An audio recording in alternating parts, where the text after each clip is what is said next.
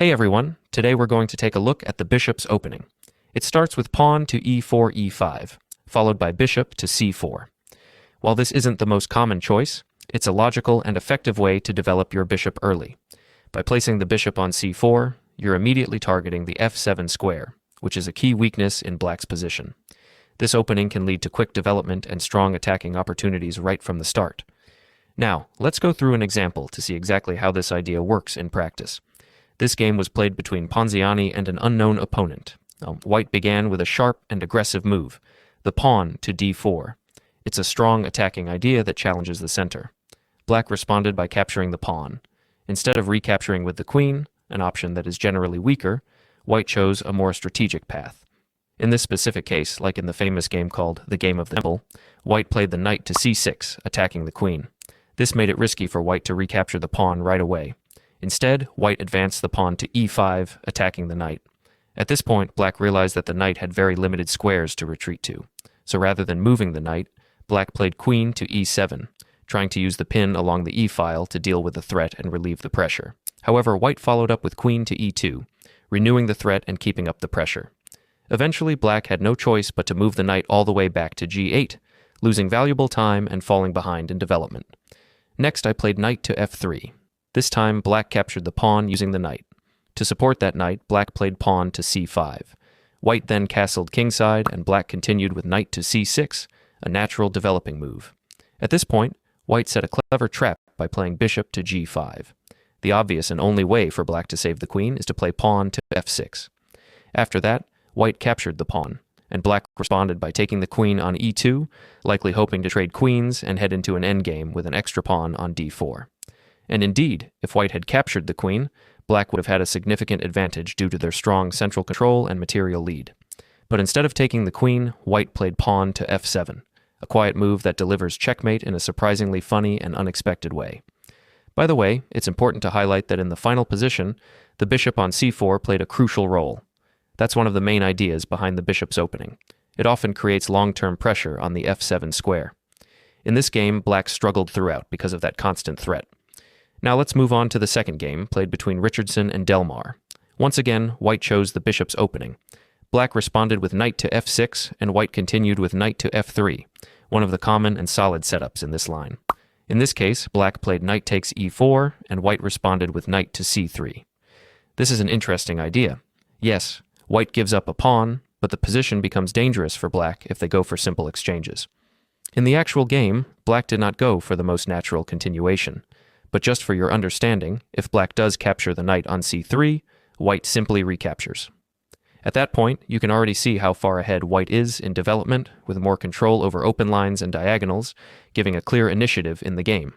For example, if Black tries to defend the pawn on a 5 by playing pawn to d6, then White can respond with knight to g5. At that point, Black is already in serious trouble due to a double threat against the f7 square, something that's very hard to defend against. This shows how dangerous this line can become for Black very quickly. But let's take a step back to the actual game we're analyzing. In this case, Black chose not to go down that line. Instead, he opted for an aggressive approach of his own. Rather than letting White take over the attack, Black sacrificed the knight on f2. This gave him 2 pawns and some attacking chances against White's now exposed king.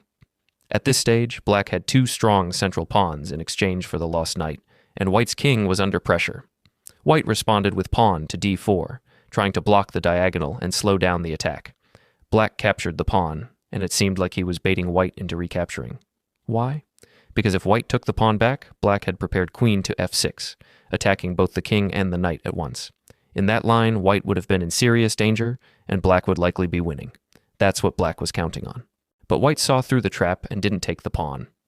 Let's rewind a move again. Rather than falling for the bait, White played rook to e1, giving a check. Black moved the king to f8. Even then, instead of going after the pawn on d4, White played knight to a4, an aggressive and active move, and that's something you'll notice often when playing in a gambit or attacking style. You typically don't want to slow down. You want to keep applying pressure and stay on the offensive as much as possible. The key in attacking positions is to never give your opponent time to regroup or consolidate. In this game, Black played bishop to b6, trying to stabilize the position, but White responded with a very sneaky move, queen to d3.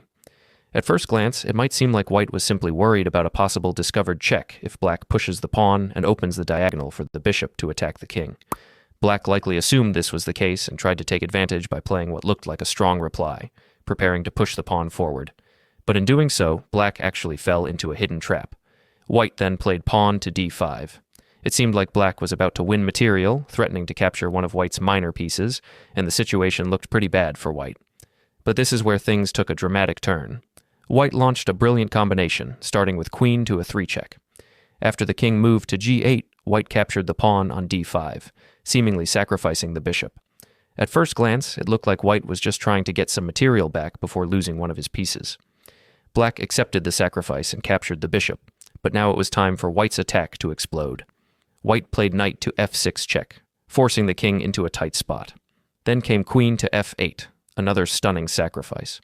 With the queen gone, white's bishop was free to join the attack with bishop to h6, and finally rook to e8 delivered a beautiful checkmate. An absolutely brilliant game by white, full of hidden tactics and a spectacular finishing sequence. This is just another beautiful example of how powerful the bishop's opening can be when played with an aggressive mindset as white. In the next game, played between Horobets and an unknown opponent, white once again chose the bishop's opening. Black replied with knight to f6, and white continued with pawn to d4, one of the lines we've already looked at. Then came knight to f3, prioritizing quick development. White was even ready to sacrifice the pawn on e4 for activity, though in this game, black didn't take the pawn. Instead, black played bishop to b4. White stuck to his gambit-style approach. Rather than playing passively or aiming to trade pieces early, he focused on rapid development and open lines. He played pawn to c3, inviting complications. Black captured the pawn, and white responded by castling kingside without hesitation. Black also castled to bring his king to safety, but now white launched his central push, pawn to a5. This is a common attacking theme in these types of positions. It's usually the first move that signals white's attacking intentions, pushing into black's territory and opening lines. Black replied with knight to e4, and then white played bishop to d5, forcing the knight to move again. After that, black captured the pawn on c3, but also found his bishop under attack and had to retreat. At this point, white noticed something important. All of black's minor pieces were stuck on the queen side, the left half of the board from white's perspective, leaving the king alone and under-defended on the king side. White seized the opportunity and played knight to g5, building up pressure. Black tried to play knight to a6, hoping to reinforce the defense and trade off white's knight, but white responded with queen to h5, threatening a checkmate in one with queen takes h7. Black had no choice but to trade knights, and then played queen to e8 to defend against the threat. White then played the brilliant move bishop to f6, locking black's position. The bishop cut off key escape squares, trapping black's king and freezing his pieces. If black had captured the bishop, white would simply continue with bishop to e4, followed by queen takes h7, leading to a checkmate. Realizing this, black instead played pawn to h6, trying to create breathing room, but it was too late. White finished the game in style with queen to g6. It was a picture-perfect position. White's pieces were perfectly coordinated, leaving black helpless. With queen takes g7 coming and no way to stop the checkmate, black resigned.